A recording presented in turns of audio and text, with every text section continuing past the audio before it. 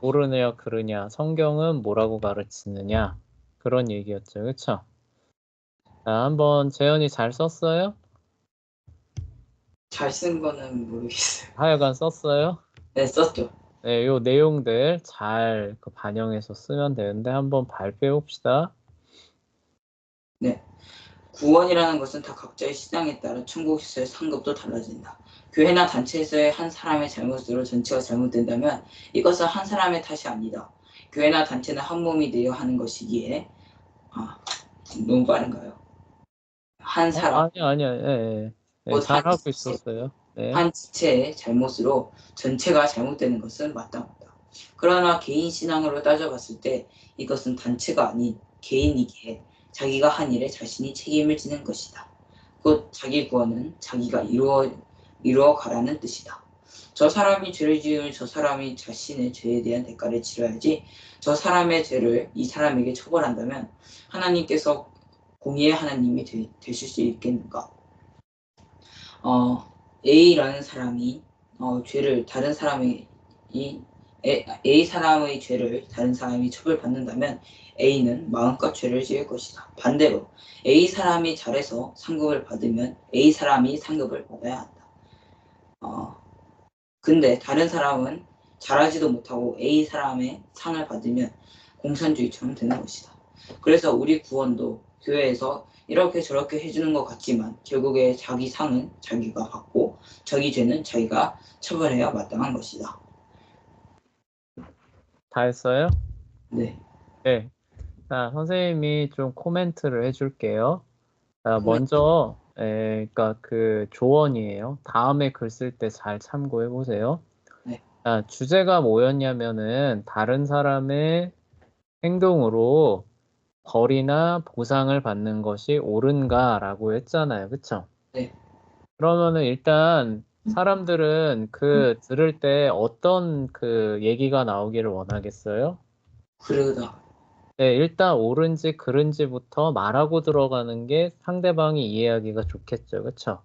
네. 그러니까 이렇게 시작하면 더 좋아요. 아까 처음엔 잘 시작했는데, 다른 사람의 행동으로 보상이나 형벌을 받는 것이 옳은가라고 먼저 자문을 하는 거죠. 그쵸?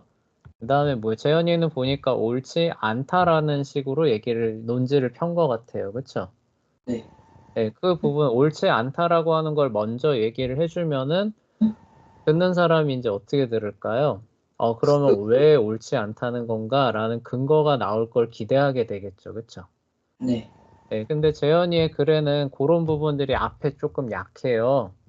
그러다 보니까 선생님이 듣다가 어떤 생각을 하게 됐냐면은 재현이가 뭔가를 막 말하는데 거꾸로 올라가서 재현이가 지금 그래서 이게 옳다는 거야, 옳지 않다는 거야를 생각하게 되더라고요.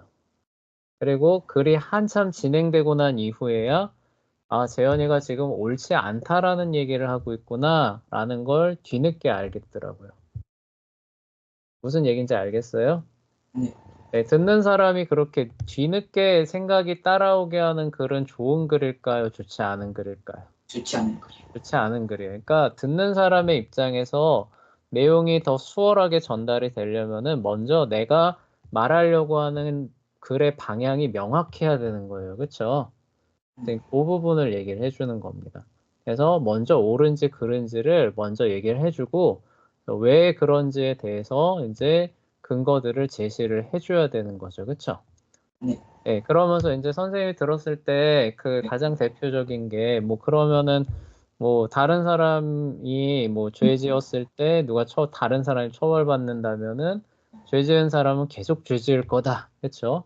네, 그리고 또 다른 사람이 보상받는다면은 그 공산주의 아니냐? 네, 요 두 개를 가장 큰 이유로 든 것 같아요. 그렇죠? 네. 선생님이 들었을 때 가장 설득력 있게 들리는 이유가 그 두 개거든요. 자, 그런데 재현이가 그 반론에 대해서는 별로 많이 안 다룬 것 같다는 생각이 들지 않아요? 재현이의 근거는 그럭저럭 제시는 했어요. 그런데 자, 여기 우리가 얘기했던 바에서 여기 보면은 뭐 cultural analysis도 그렇고 그다음에 텍스트 어널리sis, 성경이죠. 성경의 근거도 그렇고, 네, 성경에서 보면은 다른 사람의 어떤 행동으로 다른 사람이 뭐 보상을 받거나, 그렇죠? 네, 해를 당하는 일들이 보인다는 거죠, 그렇죠?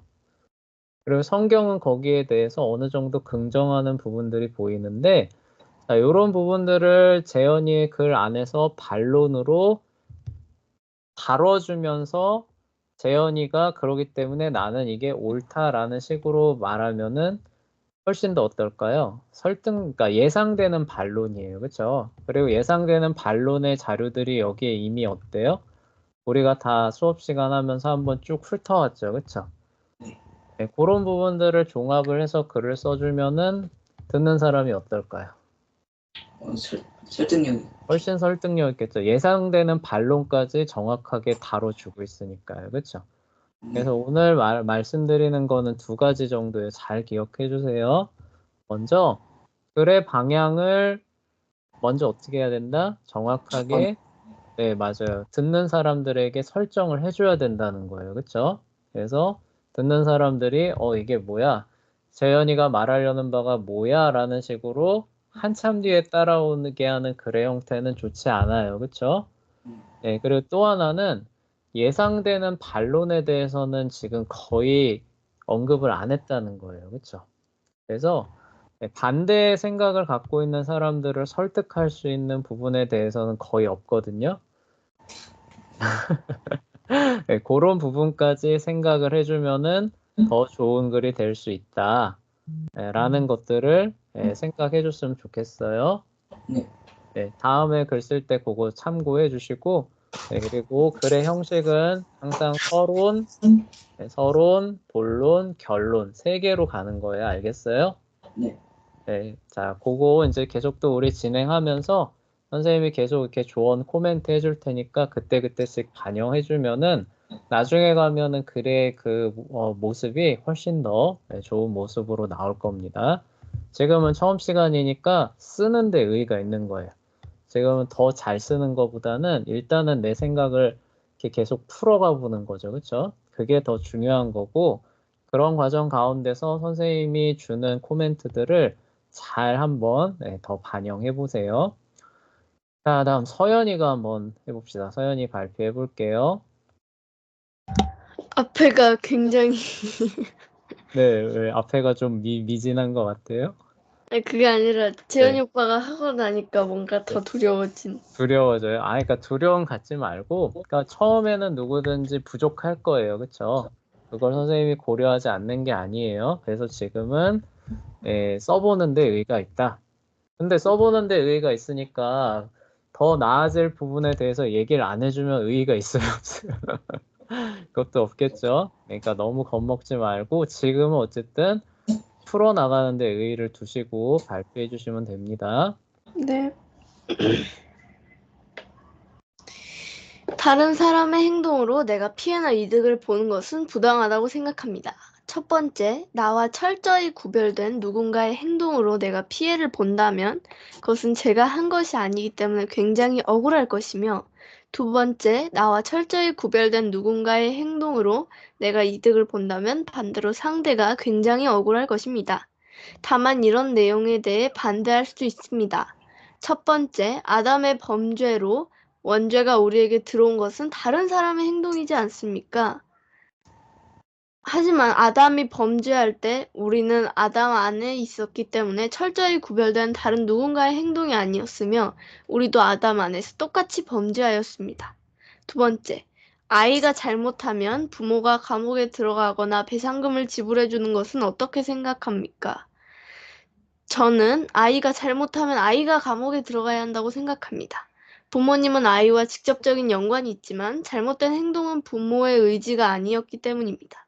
또한 부모가 배상금을 지불해 주는 것은 아이들은 아직 재산을 처분할 만한 조건을 갖추지 않은 금치산자이기 때문이므로 부모님이 아이를 향한 사랑으로 대신 지불해 주는 것이라고 저는 생각합니다.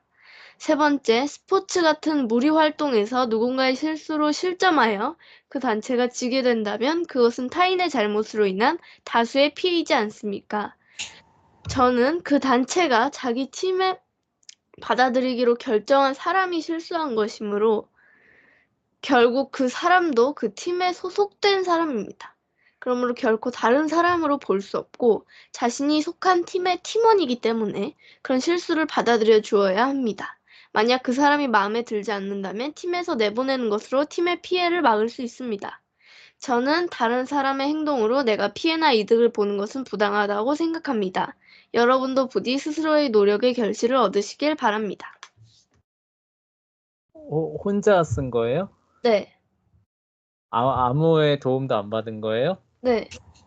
굉장히 잘 쓴 건데요. 혼자 썼는데. 예. 잘했어. 진짜 잘했어요. 재현아 들어보니까 어때요? 이거 뭔가 네? 뭐라고요? 이거 갑자기 딴 세상에 사는 사람 만난 것 같죠? 이거 혹시 AI 게임을 그러니까 저도 이거 혹시 챗 GTP에 물어본 거 아니에요? 저 스스로 네. 쓴 건데, 어제.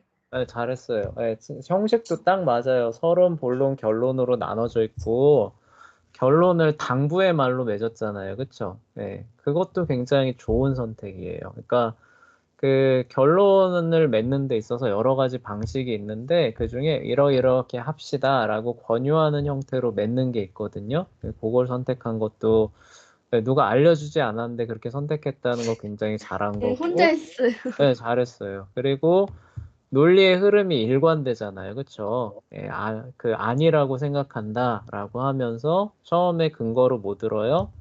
완전히 구분된 별개의 인격체인데 그렇게 적용한다면 서로 간에 억울할 것이다 라고 근거를 하나 제시를 해놓고 그 다음에 반론을 쭉쭉쭉 다루죠. 그쵸? 예, 그러면서 아담은 완전히 별개인 사람이 아니다. 그쵸? 그러니까 예외 상황이 발생한다는 거죠. 그쵸? 그 다음에 아이는 뭐예요? 아이는 완전히 별개는 아니지만, 그쵸? 여기도 예외 상황이 존재하는데 그건 뭐예요? 아이가 아직 성인이 아니다. 그쵸? 그래서 금치산자, 어려운 말로 하죠. 전에 논리학에서 배웠던 거 참고했어요. 네, 맞아요. 그러니까 아직 이 아이가 경제적으로나 뭐 이런 것들이 이제 그 책임을 질 수 있는 나이가 아니고 부모한테 의지하고 있으니까 그런 측면에서 부모가 대신 갚아주는 것이 허용이 되는 것이지 그렇다고 해서 자녀의 그런 행동을 부모한테 적용하는 것은 옳지 않다라고 얘기를 하고 있고 세 번째는 또 뭐예요? 그 단체 스포츠죠. 그쵸? 단체 스포츠 역시도 완전히 별개인, 그쵸? 그런 개인으로 볼 수는 없다. 왜냐면은 그 스포츠 자체가 개인이 뭉쳐서 하나의 팀으로 게임을 하기로 했고, 그러기 때문에 팀 결과에 의해서 그렇게 전체가 받는 것은 앞서 말한, 그쵸? 완전히 별개로 구성된 사람들의 다른 행동이라고는 말할 수 없다. 라고 해서 반론까지 오늘 그리고 우리가 말했던 이런 부분들이죠, 그렇죠? 다 포함해 성경적인 거, 문화적인 것들 다 포함을 해서 반론까지 정확하게 다뤄줬고, 그렇죠? 그래서 결론적으로 그 형식적으로도 서론, 본론, 결론이 나눠지는데 굉장히 잘했습니다. 그리고 이제 하나 이제 아쉬운 거는 이런 거예요. 자, 이 문장이 기본적인 요약 보고서가 아니잖아요. 그렇죠? 요약 보고서가 아니니까 근거를 그렇게 제시하는 건 좋은데 이제 그 질문을 이렇게 하고 합니까? 라고 하면서 그러니까 아까 이 선생님이 말하려는 건 이거예요. 뭐 첫 번째로 그다음에 질문을 그대로 하고 거기에 답을 했잖아요. 네. 그런 거보다는 자연스럽게 하지만 여기에 대해서 동의하지 않는 사람들은 이렇게 말합니다라고 하고 그쵸? 말들을 써주는 게 좋을 수 있겠죠? 이렇게 말합니다라고 하면서 여기 그 뭐냐 그 아이가 그쵸? 아이가 잘못하면 부모가 대신 갚아주지 않느냐라고 하면서 그런 식의 주장이 옳지 않다라고들 하는데 그런 경우는 이러합니다. 이렇게 약간 부드럽게 조금 더 연결해 줄 수는 있겠죠. 그쵸? 그거는 이제 표현에 관한 부분이기 때문에 뭐 그렇게 급한 거는 아닙니다. 근데 그런 거 빼고 내용적인 측면으로 봤을 때는 거의 뭐 선생님이 손댈 부분이 이렇게 보이지가 않아요. 그래서 깜짝 놀랐습니다. 네, 잘했어요. 굉장히 잘했습니다. 네, 그리고 이제 한 가지 아쉬운 거는 그런 부분이 성경과 어떻게 합치되는가, 그렇죠? 네, 그런 부분들. 그래서 이제 마지막에 그렇죠? 그렇게 반론을 다 다루고 나서 쐐기를 딱 박는 거죠. 어떻게 박아요? 성경도 부모의 죄를 그렇죠? 자녀에게 묻지 말라라고 그렇죠? 하면서 이렇게 별개로 구별된 인격체에 대해서 그 보상과 차별을 주는 것에 대해서 성경도 명백히 금하고 있다. 그렇죠? 그래서 이것이 성경적으로도 옳습니다. 라는 부분들을 반론 뒤에다가 추가까지 해줬으면은 요 질문에 대한 부분들까지도 반영이 됐겠죠. 근데 뭐 처음부터 완벽할 수는 없죠. 그렇죠? 그렇지만 내용적으로는 굉장히 충실하게 잘 해줬습니다. 자, 세연아 어때요? 다시 한번 물어볼게요. 세연아, 세연아, 듣고 있어요? 백지를 드리겠습니다. 네, 100개를 드리. 아니, 선생님이 지금 재현이 기죽으라고 하는 얘기가 아니라 이 정도면 와 진짜. 놀랐죠, 재현이도. 네, 이게 기죽으라고 하는 얘기가 아니라 글을 쓸 때는 이렇게 쓰면은 상대방이 더 좋겠구나라는 것들을 알고 다음에 쓸 때는 조금 모방해 보면 어떨까요, 재현아? 더 좋겠죠, 그렇죠? 네, 그리고 그 차이가 생각보다 빠르게 줄어들 거예요. 재현이가 생각하는 것보다. 그래서 재현이가 지금은 너무 크게 차이가 나는 것 같다라는 생각이 들지만 모방해서 몇 번 써보다 보면은 이렇게 글을 쓰는 거구나라는 게 감이 잡힐 거예요. 그러면은 생각보다 그 차이가 슉슉슉 줄어들 겁니다. 그래서 나중에 보면 선생님도 또 놀랄 거예요. 와, 재현이가 이제 이 정도의 글을 쓴단 말이야? 그런 순간들이 올 겁니다. 그래서 하여간 둘 다 잘했어요. 둘 다 처음 글 쓴 건데 좀 긴 글이잖아요. 주장하는 글이고 긴 글인데 이 정도 쓰는 거는 나이대에 비해서 잘한 겁니다. 그리고 재현이도 말하는 포인트가 약간 순서가 이렇게 엇나가기는 했지만 그리고 논리적인 연관성이 명백하게 그렇게 잘 잡히지는 않지만 그렇게 이렇게 뭐라고 납득 못할 그쵸? 엉터리 인 그런 건 아니었어요. 그쵸? 그래서 선생님이 대략 요런 글이구나라는 걸 이해를 하면서 요런 것들은 보충해주면 더 좋지 않겠느냐가 나왔잖아요. 그쵸? 근데 처음에 글 쓰라고 했을 때 진짜 이거 내용이 없다 막 이런 글도 나오거든요. 그러면은 이제 그런 친구들한테는 이제 아예 제 선생님 다시 물어보죠. 그래서 네가 정말로 하려고 하는 말이 뭐였느냐부터 다시 생각하게 해보는 거예요. 그러면은 이 친구들이 근데 자기 자신도 그러니까 여기서 다른 사람 행동으로 상을 받거나 형벌을 받는 것이 자기도 옳은지 그른지가 정리가 안 돼 있는 애들이 있어요. 네, 그런 경우도 나오거든요. 근데 재현이는 그 경우는 아니었어요. 그래서 재현이도 못 쓴 글은 아니다. 내용적으로 봤을 때 최소한 어떤 한 방향을 잡고 나름의 근거를 제시했기 때문에 내용적으로 못 쓴 글은 아니다. 그렇지만 앞에서 선생님이 말했던 그런 부분들을 보강해 주시면은 훨씬 더 내용적으로 좋은 글이 나올 수 있고 서현이는 내용적인 측면에서는 그렇게 보충할 것까지는 없고 조금 더 자연스러운 그런 글의 흐름들 그런 부분들을 조금 더 유의해 주시면은 더 좋은 결과가 나올 것 같아요. 자, 그리고 이건 이제 처음입니다. 여기 보시면은 이제 다음 시간에 디스커션이 또 나와요. 그래서 이런 식으로 또 토론해보고 또 글 써오는 숙제 있습니다. 자, 그래, 그거 하기 전에 우리가 요 분석 요 부분을 못 끝냈잖아요. 그쵸? 네. 그래서 이 부분을 좀 오늘 진행 마저 해볼게요. 그래서 옴니버스 20쪽 자, 위에 거는 우리가 살펴봤었죠. 자, 그래서 어스펙트 오브 코베넌트가 이게 이제 신약이에요. 신약으로 넘어와서 한번 좀 살펴보자는 겁니다. 그래서 첫 번째 요한복음 17장 1절에서 3절인데 요거 재현이가 한번 읽어주세요. 요한복음 17장. 네, 요한복음 17장 1절에서 3절이에요. 네. 예수께서 이것들을 말씀하시고 눈을 들어 하늘을 보시며 말씀하셨다. 아버지, 때가 왔습니다. 아버지의 아들을 영광스럽게 하셔서 아들로 아버지를 영광스럽게 하게 하소서. 아버지께서 아들에게 주신 모든 이에게 영생을 주게 하시려고 모든 일을 다스리는 권세를 아들에게 주셨습니다. 영생은 이것이니 곧 유일한 참 하나님이신 아버지를 아는 것과 아버지께서 보내신 예수 그리스도를 아는 것입니다. 네, 잘 읽었어요. 그래서 여기서 약속의 내용이 뭔지를 잘 추려봅시다. 자, 다음에 마태복음 28장 20절 서연이가 읽어주시면 돼요.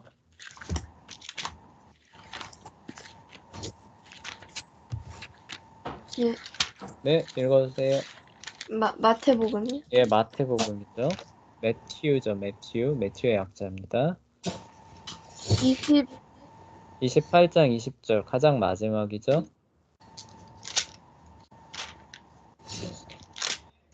네.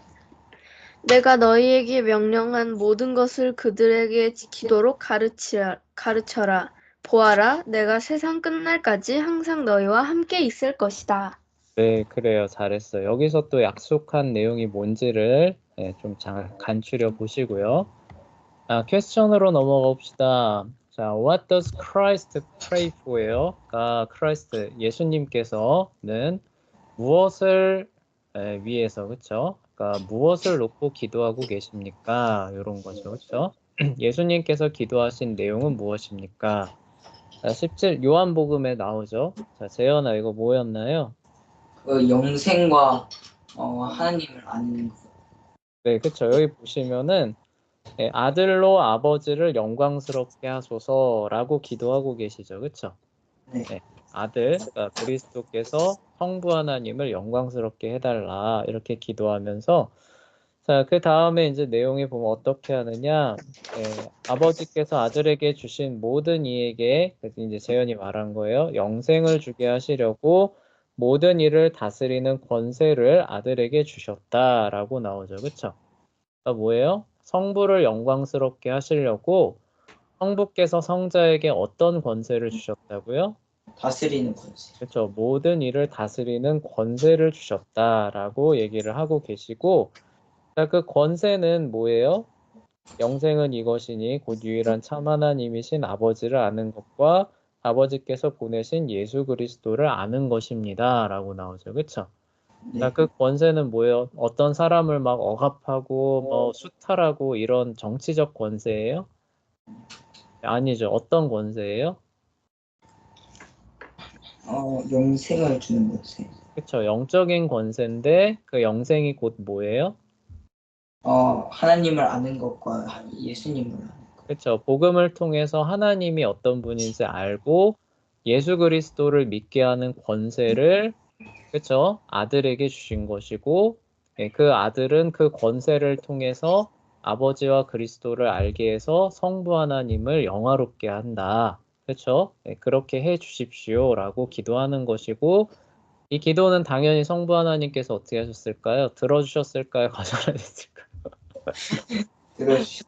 거절하셨다면 우리가 있을 수 있나요, 없나요? 없어요. 없겠죠, 그렇죠? 자, 그리고 이제 마찬가지입니다. 자, 그 권세를 갖고 이제 마태복음에 넘어오면은 교회에 약속해 주시는 거예요, 그렇죠? 그래서 What does he promise for his church예요. 그분의 교회에게 예수님께서 약속하신 바는 무엇입니까? 자, 뭘 약속해 주셨나요? 마태복음 끝에 보면 뭘 약속해 주시나요, 서연아? 끝에 보면은 네. 다시 오실 것? 다시 오실 것인가요? 함께 하실 것? 함께 하실 것? 그쵸. 예, 세상 끝날까지 함께 하실 것이다. 그쵸? 그러니까 아까 말했던 그런 권세들을 뭐예요? 예수님께서 함께 하시면서 사용하시는 거죠. 그러니까 뭐예요?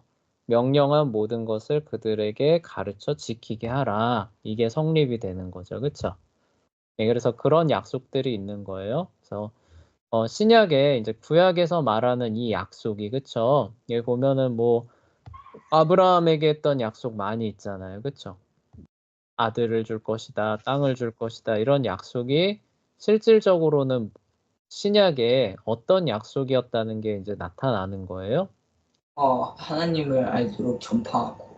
그쵸. 예, 모든 사람이 하나님을 알게 될 것이다. 예, 그리고 예, 그러한 일을 할 수 있도록 예수님은 교회를 떠나 계시겠다는 거예요? 함께 하시겠다는 거예요? 함께 하시. 함께 하시겠다. 그런 약속을 이제 사실 주시기 위해서 아브라함부터 시작해서 그렇게 쭉 언약을 이어 오셨던 거죠. 그쵸?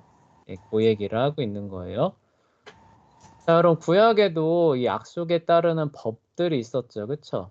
예, 이러한, 그쵸? 약속들을 바라고, 행하는 사람들이 지켜야 할 법들이 당연히 신약에도 있을까요? 없을까요? 있어요. 있겠죠. 그래서 한번 찾아볼게요. 자, 로마서 13장 9절 재현이가 한번 읽어봅시다. 간음하지 마라, 살인하지 마라, 도둑질하지 마라, 탐내지 마라 하신 것과 그 외에 다른 계명이 있더라도 내 이웃을 내 자신처럼 사랑하여라 하신 이 말씀 가운데 다 포함되어 있다. 네, 그래요. 다 포함되어 있다. 자, 그러니까 많은 계명들이 있지만 어떤 계명이 있다는 거예요? 내 이웃을 내 자신처럼, 내 몸처럼 사랑하여라 라는 계명을 주시기 위해서, 그쵸? 이러한 많은 계명들이, 그쵸? 구약에서도 주어졌다. 이런 얘기죠. 자, 갈라디아서 3장 13절에서 14절, 서연이가 한번 찾아서 읽어봅시다. 갈라디아서 몇 장 몇 절이요? 3장 13절에서 14절입니다. 그리스도께서는 우리를 위하여 저주받은 바 되셔서 율법의 저주에서 우리를 속량하셨으니 나무에 달린 자마다 저주를 받았다라고 기록되었기 때문이다. 이는 아브라함의 복이 그리스도 예수님 안에서 이방인에게 미치게 하시고 또한 믿음을 통하여 우리가 약속된 성령을 받게 하시려는 것이다. 네, 그래요. 근데 이게 왜 나왔을까요? 법에. 아, 율법의 저주? 네, 그거를 얘기를 하는 거네요. 그쵸? 네, 자, 여기에 그 구약에서 나오는 이 법들 있잖아요. 그쵸? 네. 자, 이런 법들을 역사를 보면은 그 구약의 역사를 보면 잘 지켰어요? 못 지켰어요? 잘 지켜. 못 지켰죠. 자, 그로 인한 그 모든 저주들은 어떻게 됐다는 거예요? 이제 풀려났다. 예, 누가 감당하셔서? 예수님께서 예수님께서 그 모든 것들을 대신 감당하셔서 그게 뭐예요? 로마서에서 나오는 사랑의 법이죠. 그쵸? 예, 네. 그거를 얘기를 하고 있는 거예요. So what is this law in this passage the same as? 자, 이 구절에서 나타난 법들은 무엇과 같습니까? 라고 물어보고 있네요. 네, 여기서 말하는 법과 같은 법. 구약의 법들이죠. 그쵸?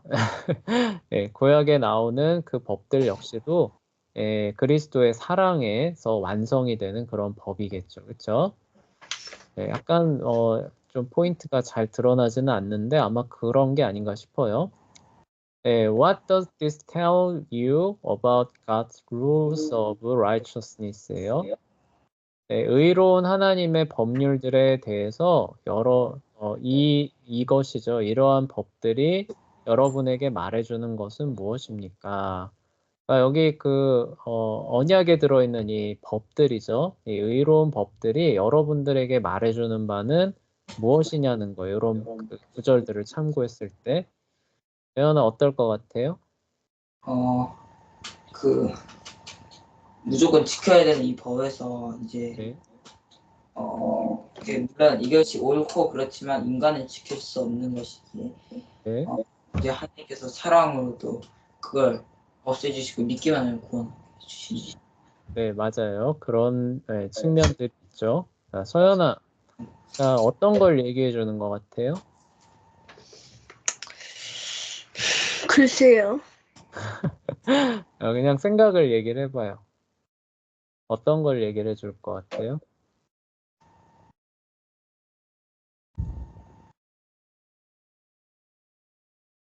우리의 구원? 네. 아, 우리의 구원에 대해서 해주고 계시는 것 같아요? 네. 네, 그래요. 그럴 수 있죠. 자, 선생님이 볼 때는 이제 이런 거예요. 자, 구약에 이런 수많은 법들 있잖아요. 그쵸? 문자적으로 다 지킬 필요는 있다는 거예요? 없다는 거예요? 없다는 거죠. 그쵸? 자, 그런 것들을 혹 문자적으로는 지키지 못했다고 한다 할지라도, 그쵸? 네, 하나님을 온전히 사랑하고 내 이웃을 내 몸과 같이 사랑하는 사람들을, 자, 너는 하나님의 율법을 어긴 사람이야. 예를 들어서 안식일, 특히 이제 유월절, 유대인들의 그런 안식일 규례 있잖아요. 그쵸? 네. 네, 그런 거 안 지킨다고 해서 너는 하나님의 법을 어겼어. 이렇게 말할 수 있다는 건 없다는 거예요? 없다는 거죠. 왜냐하면 하나님의 법 그 자체가 뭐예요? 예수 그리스도의 온전한 사랑을, 그쵸? 네, 의미하고 있기 때문에 그렇다라는 겁니다. 자, 근데 또 하나 생각해야 되는 게 하나님을 그렇게 사랑하는 사람이 근데 주일 성수를 안 할 수 있을까요? 아니요. 아니겠죠. 그쵸? 예, 어떤 특별한 사정이 있어서 몸이 아프다거나, 그쵸? 이런 사정이 있어서 주일 성수를 못 하게 되는 때는 있을 수 있어요. 자, 구약 시대로 가면은 이런 게 어떻게 되는 거예요? 문자 그대로 적용이 되겠죠. 그쵸? 네. 근데 그렇게 적용할 필요는 있어요, 없어요? 없어요. 원래도 없다는 거죠. 예, 그런 것들을 이렇게 이제 보여준다는 거예요. 그래서 우리가 문자 그대로의 그 의미에는 얽매이지는 않지만 그렇지만 어때요? 더욱더 하나님의 법을 열심으로, 그쵸? 따라야 될 필요성들에 대해서 뭐가 그렇게 강권하는 거예요? 예전에는 저주에 대한 두려움이었다면은 이제는 뭐예요? 하나님의 용서에 대한 사랑이, 그쵸?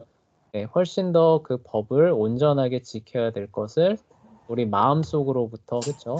자발적으로 강권하는 거죠. 그쵸? 네. 그런 차이들에 대해서 얘기를 하고 있습니다. 시간이 없네요.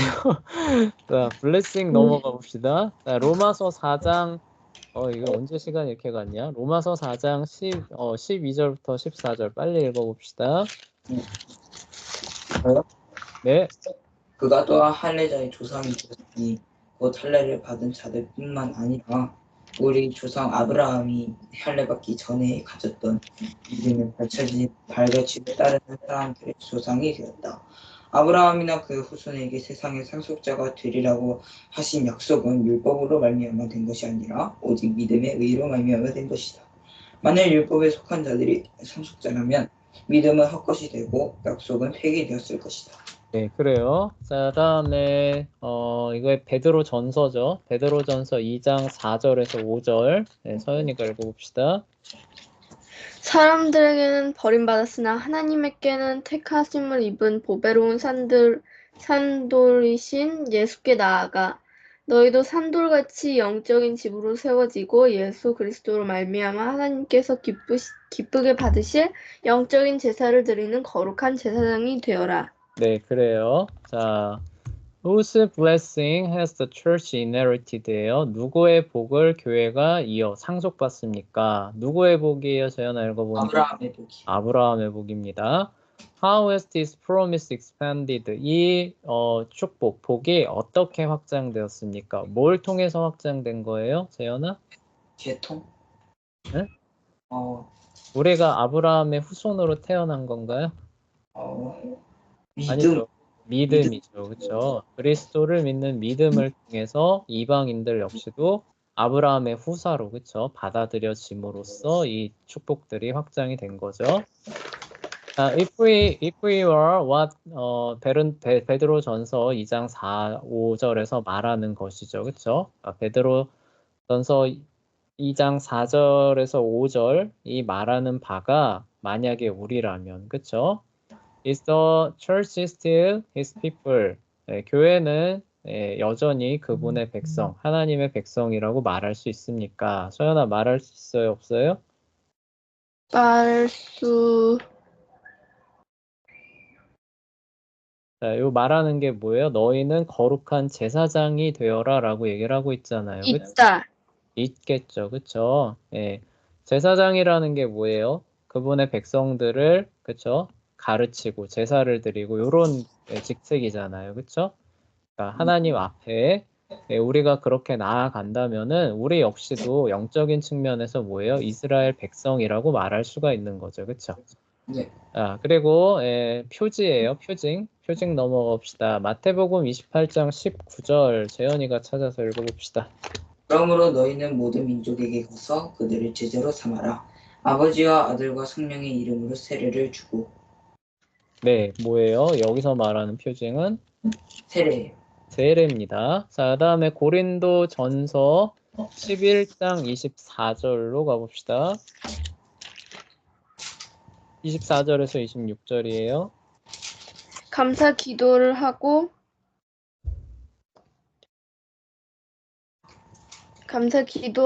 빵을 떼시며 말씀하시기를 이것은 너희를 위하는 나의 몸이다. 이것을 행하여 나를 기념하라 하시고 식사 후에 또한 이같이 잔을 들고 말씀하시기를 이 잔은 내 피로 채운 새 언약이다. 이것을 행하여 마실 때마다 나를 기념하여라 하셨으니 그러므로 너희가 이 빵을 먹으며 이 잔을 마실 때마다 주님의 죽으심을 그분이 오실 때까지 선포하라는 것이다. 네, 여기서 말하는 표징은 뭐예요? 서연아, 뭐예요? 여기서 말하는 거는 언약의 표지 뭐예요? 감사 기도하고 빵을 떼고 포도주 이것을 행하여 네, 여기서 말하는 이것이 뭐예요? 성찬? 성찬이죠, 그렇죠? 네, 그래서 이 언약을 보증해 주는 거죠. 보증해 주는 표지로 신약에서는 뭐예요? 성례. 세례와 맞아, 성례죠. 네, 세례와 성찬을 하나님께서 주신 거죠. What are the signs of new covenant? 신약의 표지는 무엇입니까? 아까 말했던 세례와 성찬이에요. How do they relate to the sign of circumcision? 이거 할례죠. 할례와 Passover given to Israel. 이스라엘에게 준 유월절과는 어떤 관계가 있습니까? circumcision, 할례가 세례랑 관련이 있죠. 그렇죠? 네. 네, 그리고 유월절 규례는 성찬. 그 성찬이랑 관련이 있어요. 자, 어떻게 관련된 것 같나요, 재현아? 그 할례 같은 경우에는 네. 이제 하나님의 백성이 됐다는 표시로 할례가 네. 하는 세례도 하나님의 백성이 됐다는 표시, 하나님을 자신이 진짜로 믿는다는 표시로 하는 네. 것이고, 네, 또 맞아요. 유월절은 또 그것도 고기를 떼었고, 네. 이스라엘 이집트로부터 자기를 구원해 주신 것을 네. 이제 유월절이 기념을 하는 거니까, 네. 이제 성찬도 자신이 죄에서 있던 거를 예수님께서 해방해 주셨다는 기념으로. 네, 맞아요. 맞아요. 그 어린 양을 먹잖아요. 그렇죠? 네. 그런 의미들에서 연관이 되죠. 그렇죠? 네, 그리고 할례 같은 경우는 성경에 보면은 육적인 할례가 중요한 게 아니라 사도 바울이 뭐라 그래요? 마음의 할례를 받는 것이 중요하다라고 나오죠. 그렇죠? 그래서 원래 할례라는 의미가 뭐예요? 굳은 살을 제거하고 부드러운 새 살을 바깥으로 드러내는 걸 의미해요. 그렇죠? 네, 근데 영적으로는 뭐예요? 신약에 와서 우리 마음의 굳은 살, 그렇죠? 완악하고 하나님을 제거하는 것이 어떻게 되는 거예요? 성령으로 말미암아 벗겨져 나가는 거죠, 그렇죠? 그래서 새롭게 태어난 그 표지로서 우리가 세례를 주는 거예요. 그다음에 유월절은 뭐예요? 이제 우리를 위하여 대신 죽으신 주님을 기념하는 거죠, 그렇죠? 그래서 여기서 나오지만 이것을 행하여서 주님의 죽으심과 부활하심을 전하는 것이다. 그래서 거기에 우리가 참여하는 자가 될 것이라는 것들을 보증해주는 표지로서 우리가 성례를 행하게 되는 겁니다. 자, 이렇게 해서 우리가 하나님의 언약에 대한 구조들을 분석해보는 시간들을 가졌어요. 구약의 언약들을 분석해보고 신약의 언약들을 분석해봐서 어느 정도 연속성이 있고 약간 달라진 것도 있고 이런 것들을 잘 살펴봤는데 중요한 건 이거죠. 언약, 그 다음에 법, 그 다음에 하나님의 복, 그 다음에 표징, 그렇죠? 보증하는 표징, 요 네 개의 구조로 이루어져 있다. 이렇게 살펴보면은 될 것 같습니다.